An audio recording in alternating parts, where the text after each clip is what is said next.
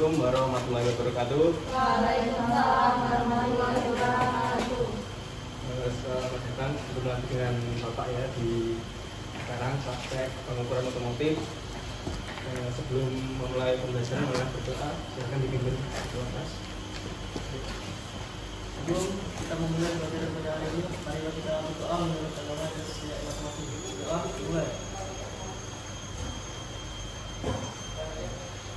Doa mulai. Alhamdulillah ya, kita diberi kesehatan oleh Allah sehingga dapat bertemu di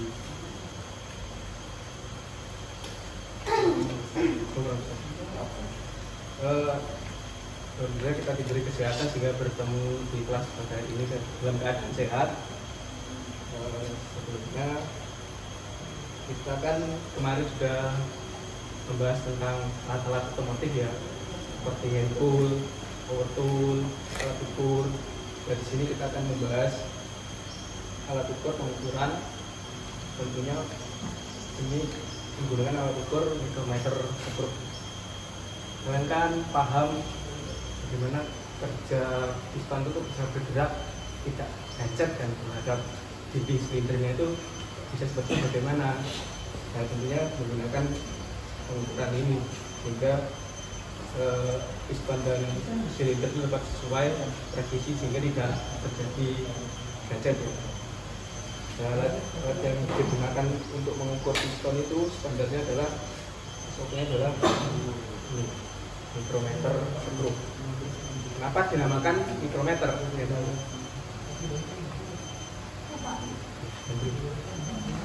Kenapa itu? Karena mengukur mikro. Bawah milimeter. Sebelumnya ini tadi belum di absen ya? Iya belum ya. Nama saya dulu ya. Kristiani, Arya, Faiz, Andu, Abi, sama saya. Sakit. Ada suratnya? Ada Pak. Gitu ya. Pak. Roima. Begitu. Arwah. Adik. Udah. Semua berarti ya? Sama Abi ya nggak masuk. Kita. Dan kita lanjutkan lagi ya.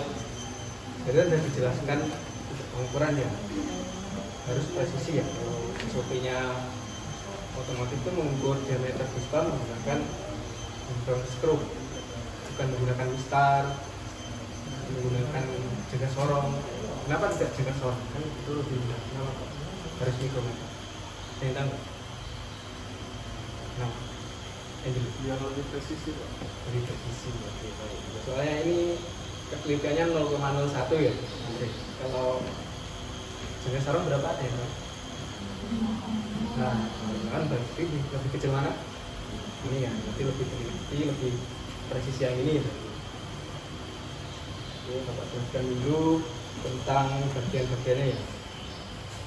Yang pertama ini adalah remnya ini. Rem dan ini yang di sini kecil ini namanya ampil. Yang ini slidernya ya. Dan di sini ada kunci biar setelah mengukur kunci dia tidak bergerak-gerak kan. Dan di sini ada rahang tetap yang ini, yang namanya ini. Kenapa tetap? Karena tidak bergerak. Tetap. Kalau yang ini namanya bergerak. Terus ini ada yang kecil ini, namanya apa? Ada yang tahu? Yang pentalan kecil ini. Ini ada yang tahu ya? Ini namanya raja. Ini udah diatur torsinya sehingga tidak kekencangan pas kita mengukur. Ini kan bilang nah ini udah maksimal, jadi torsinya udah diatur sehingga tidak kelebihan kekencangan seperti itu. Jadi nanti pas mengukurnya bukan ini ya yang diputar ya, bukan ininya, tapi ini. Jadi kalau untuk mendorin boleh, tapi untuk mengencangkan pakai yang kecil ini. Jadi sudah diatur torsinya dari pabrikan sehingga tidak berlebihan. Jadi hasilnya presisi dan akurat. Dan sebelum melakukan pengukuran, apa yang dikerjakan? Ada yang sama? Ya, selain ada bahan baik. Siapa? tulis. Ada lagi makan bahan, kemudian apa lagi yang penting biar ininya pas. Kali apa? Kalibrasi itu kan penyetelan agar alat ukur ini sesuai posisi, tidak terjadi kekeliruan. Setelah digunakan kalibrasi, fungsinya ya agar pas kita ukur nanti hasilnya akurat, tidak salah. Nah, ini kalibrasinya menggunakan ini kuncinya ini. Di sini kan ada lubangnya ini. Nah ini nolnya yang dirahan tetap ini harus lurus dengan nol yang dirahan gerak. Ini kan kurang sedikit ya. Nah, lurusin dulu, kalibrasi dulu. Kita dulu kalau ada tentang, lalu kita masukkan kuncinya ke lubang ini. Lubangnya ya, kelihatan kan semuanya? Oke, lalu kita luruskan.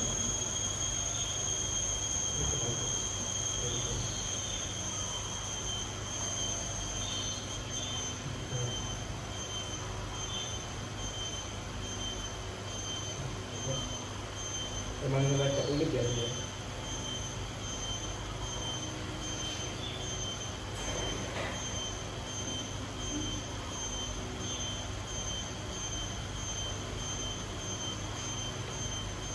Nah, lurus kan? Kemudian ini kan? Ini tandanya sudah terkalibrasi. Tapi sebenarnya ada kalibrasi lagi yang lebih akurat itu menggunakan blok G. Blok itu seperti silinder, dia seperti ini, ukurannya segini. Itu ada pancingnya misalnya 10 mili. Nah itu nanti dipancingkan ke sini seperti kita mengukur menggunakan ini. Dan nanti dipancing 10 mili atau enggak. Dan blok G itu biasanya pakai menggunakan baja karbon tinggi sehingga kan awet kuat keras. Jadi dia enggak berubah-ubah. Nah itu biasanya untuk mengkalibrasi ini. Tapi karena di sini tidak ada, kita kalibrasi nolnya saja seperti itu. Ini saja ini masih bagus-bagus kan. Jadi akurat. Tapi kayaknya masih bagus. Akurat. Ya. Oke, setelah itu setelah kita kalibrasi, barulah kita melakukan pengukuran. Nah, karena itu kan kemarin kan dapat musibah ya, kita kan TKR labnya terbakar. Jadi sekarang kita kan pinjam mengisi di tempatnya dari mesin ya. Jadi alatnya adanya ini yang kecil karena teknik mesin kan hanya untuk mengukur ketebalan plat gitu kan. Jadi ini tidak bisa mengukur diameter. Sebenarnya kan kita harusnya alat dan bahan kita menggunakan diskon dan magnet as. Oh ya ini saya job sheetnya saya bagikan dulu ya. Maaf kelupaan ya.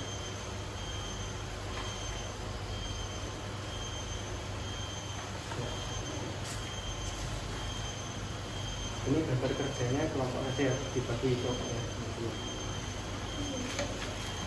Ada kelompok berarti ya. Nah, sebenarnya kita mengukur seperti gambar itu ya. Itu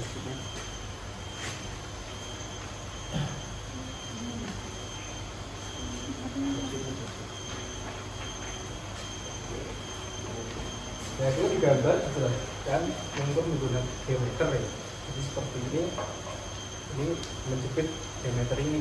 Nah karena kita kan kita sedang ada musibah, jadi kita tetap kita lakukan pengukuran, tidak seperti di TikTok kalau terbakar langsung lulus jalur giveaway, tidak ada ya.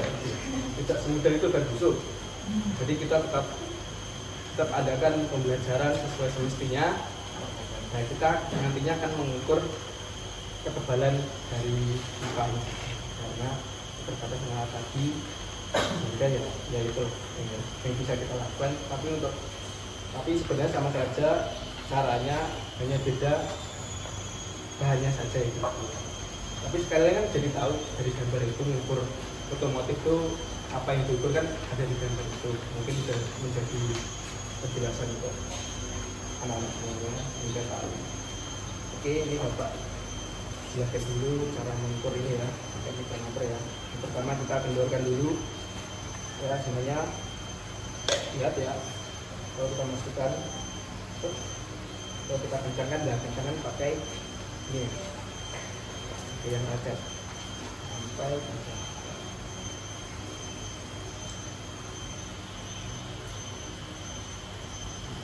Oke,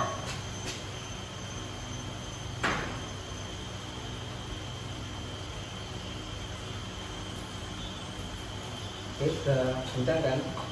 Lalu kita bunyi. Kita bunyi dan kita ambil. Nah, kita lihat. Ya, ini setiap garis ini ya, garis ini kan ada atas dan bawah. Nah, setiap yang atas ini adalah 0,5 mm. Dan yang bawah ini adalah 1 mm. Kita lihat juga itu berapa? 1, 2, 3, dan nanti 3 mili ditambah dilihat dari skala yang ini, yang rangka gerak ini ya. Nanti akan 1, 2, 3 ditambah ini 10, 11, 12, 13. Nah ini 13 ini nanti hitungnya kan dapat berapa? Kan skala utamanya utama 3 ini ya, karena ini biasanya 3. Terus skala rumusnya ini kan 13. Nah, itu ada rumusnya 13 dikali ini ketinggiannya 0,01. Dengan berapa ini hasilnya? 12 kali 0,1. Ayo cepat. Yang bisa jawab dapat nilai plus 0,13. Kita siapa tadi? Nah ini tinggal dijumlah 3 tambah 0,13 misalnya 0,13 ini itu ya, maaf sering tanyakan di sini jelas ya, harus ya. Oke, saya benturkan lagi dan kita ganti untuk bahan yang satu lagi. Ini yang kecil coba ya, kita bisa diukur dengan ini.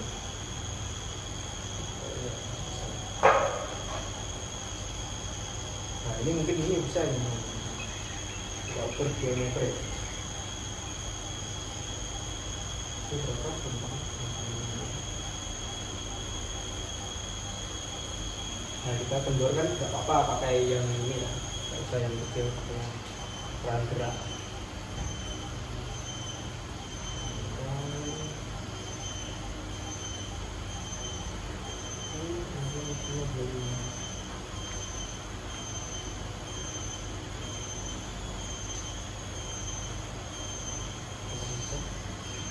Oh, tidak bisa kawan-kawan, anak-anak semua. Jadi kita mengukur ketebalan dari pipa ini saja. Tadi sudah diberi kelompok ya? Ya, coba perwakilan kelompok maju untuk mengukur ini ya. Ini diisi di job sheet-nya ya? Diganti ya? Baru.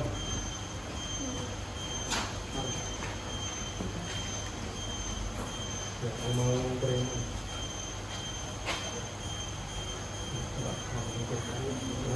Tadi dijelaskan ya, memang tidak ada tuh. Tidak salah, tidak nyimak kan tadi. Ya teman-teman ya, ini contohnya yang tidak baik, jadi kalian harus nyimak. Ya, nanti kalau dia nggak bisa nilainya berarti apa? Katanya B nggak? Ini ukur dulu makanya yang benar. Tadi loh, gimana kencengin pakai apa? Salah itu. Saya putar sini dulu, bahannya ini. Coba kalau gini. Untuk putarnya pakai yang rantai, sedikit. Ya, misalkan. Sampai kencang, itu belum. Udah, kunci. balik. Udah. Udah. Udah. Masih jauh.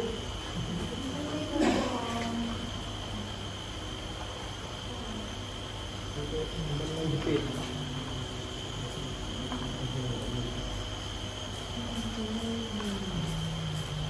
Udah. Coba itu berapa ukurannya? Jadi gerak-gerakkan, tadi kan udah di lupa lagi. Nah ini ya guys, karena tidak menyimak jadi sering salah-salah ya.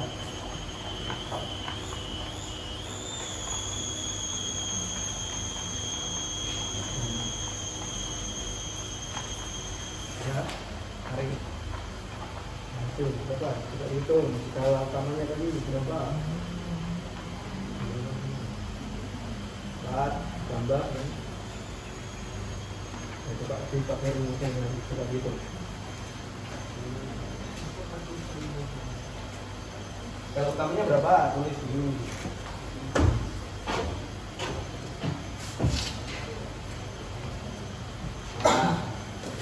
Terus sekarang nulisnya 40 kan, jadi dikali 40 bawahnya aja ya. Dia di situ, dia anak-anak berapa hasilnya? Nah, kuapanya coba dibantu berapa? 40 dikali 0,01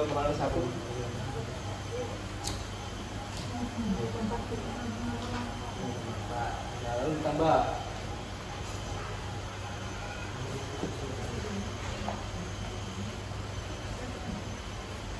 bener gak 0,8? Salah ya? Kayak gitu Pak, coba lagi masa gampang. Jadi 0,4 dan 4 berapa? Nah, itu sarapan nih kayaknya ya. Mau main masalah, berapa? Ayo kelompok selanjutnya apa? 14.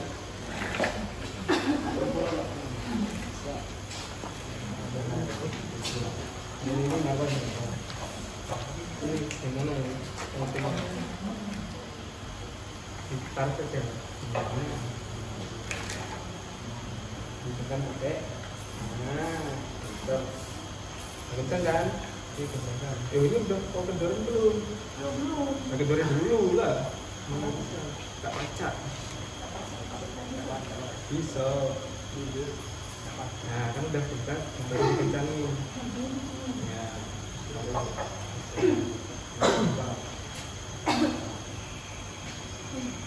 Ini berapa? Coba dilihat.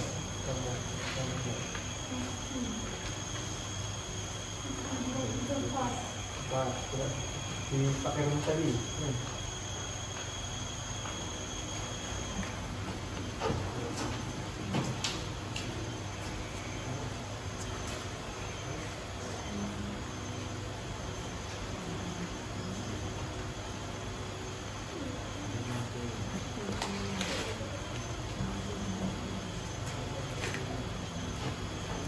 Lain bisa ya? Nih, simak dong. Jangan judge diri itu adil. Nggak boleh. Temannya dihargai di depan.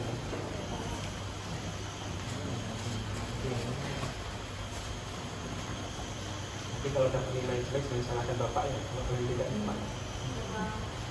Perhatikan.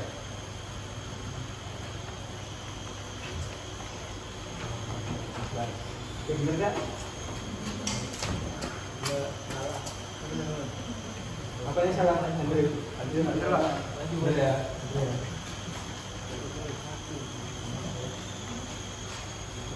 Oke, siapa yang belum? Kuotanya?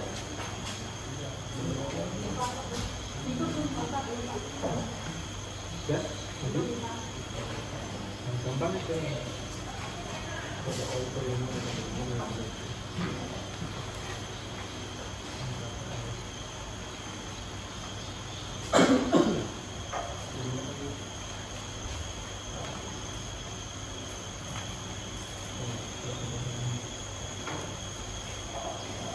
This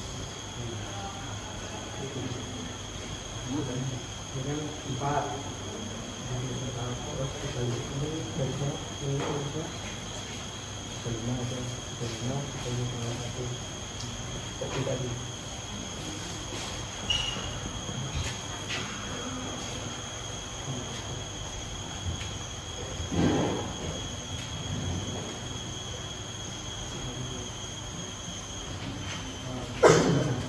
Yang mana dikali 0,1.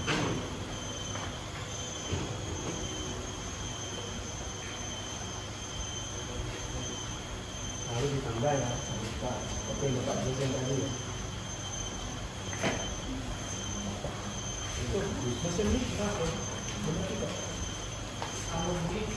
Oke, seperti itu ya. Perwakilan dari kalian kan sudah masuk, kalian sudah diskusi kan tadi. Yang pasti sudah paham ya. Ya seperti Bapak jelaskan sebelumnya, tujuan pembelajaran kita kan untuk mengukur sebenarnya diameter piston, karena tidak ada bahannya, sebenarnya kan sama saja seperti mengukur ketebalan dari pipa. Oke, dari sini ada pertanyaan? Cukup ya. Oke, karena waktu kita terbatas, ini sudah mobil, jadi saya cukupkan materi kita hari ini. Ada kurangnya Bapak mohon maaf. Di pertemuan berikutnya, micrometer ini digunakan untuk mengkalibrasi burkit untuk mengukur seberapa kerusakan dari silinder. Jadi nanti dijelaskan di pertemuan berikutnya tentang burkit. Kita cukupkan materi kita pada mikrometer saja untuk mengukur ketebalan ini tadi. Tidak ada pertanyaan dari sini? Oke, saya cukupkan. Terima kasih. Assalamualaikum warahmatullahi wabarakatuh.